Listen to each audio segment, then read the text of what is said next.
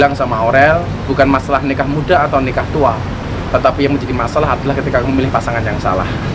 Dan ketika kamu menghadapi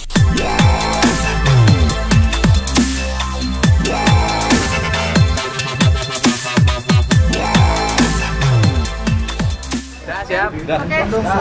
Oke, hari ini saya diminta Mas Anang untuk memberikan nasihat pernikahan kepada Aurel. Saya pikir tadi ada Atta, ternyata rencana bisa Atta juga bikin pengajian sendiri. Nah, kapan saya masih cari waktu untuk bisa datang ke tempatnya dia.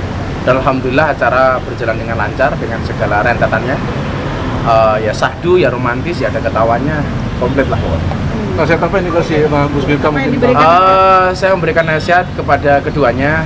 Aurel, banyak yang mengatakan kenapa kamu nikah muda.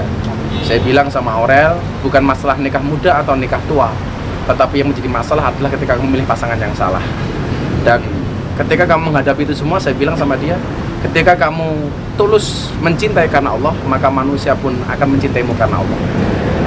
Saya kasih tahu bagaimana tip-tip menjaga keharmonisan keluarga kepada si Aurel.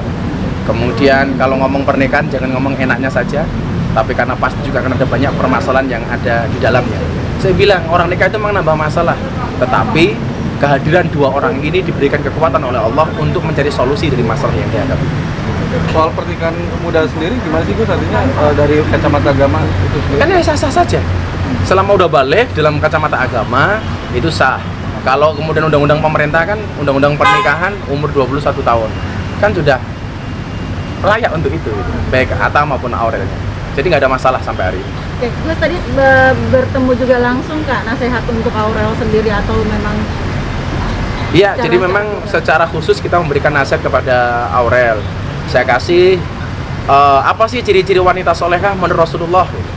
Minimal tadi ada 3 yang saya sampaikan kepada dia. Yang pertama dipandang menyenangkan, taat kepada suaminya, dan bisa menjaga kehormatan diri dan harta yang ditekankan oleh suaminya. Saya bilang juga sama dia bahwa istri yang hebat itu adalah yang siap diajak menderita oleh suaminya.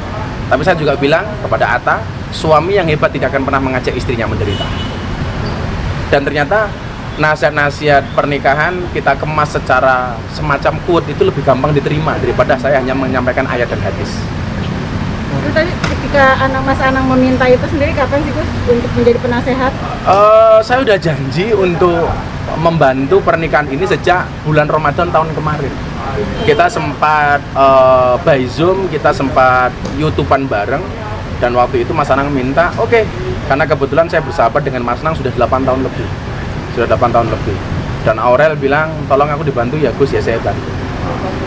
Termasuk besok akad nikah tanggal 3. Entah akhirnya Mas Anang menikahkan sendiri atau tetap minta tolong kepada saya, nanti akan kita rembuk lagi. Ada beban tersendiri nggak Gus menjadi penasehat? Enggak juga, karena memang saya dengan keluarga ini cukup akrab juga dengan si Loli, sehingga ya slow-slow saja itu.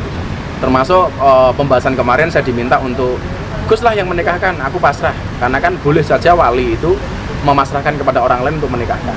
Tapi nanti jadinya seperti apa, benar Mas Anang mau pasrah sama saya atau beliau punya keberanian untuk menikahkan dirinya sendiri, ya gak ada masalah. Saya nanti akan ngomong sama Mas Anang, kalau bisa Mas Anang langsung menikahkan si Loli. Karena dulu juga si Asanti kan Mas Gangsar itu memasrahkan kepada orang lain. Karena boleh menikahkan diri langsung sebagai wali atau pasrah kepada orang lain. Termasuk dalam hal ini barangkali Mas Anang pasrah sama saya.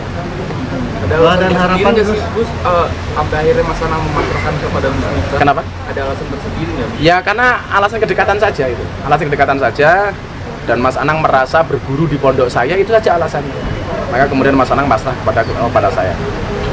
Doa dan harapannya itu apa? Saya berdoa mudah-mudahan tidak hanya lancar sampai tanggal 3 pernikahan, tapi keluarga ini akan menjadi role model bahwa nikah muda itu menyenangkan.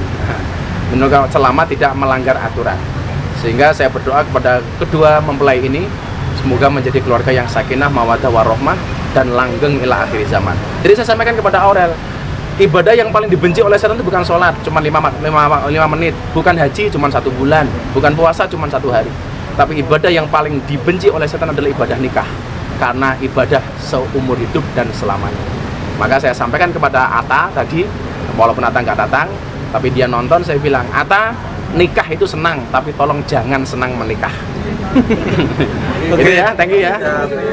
Makasih ya.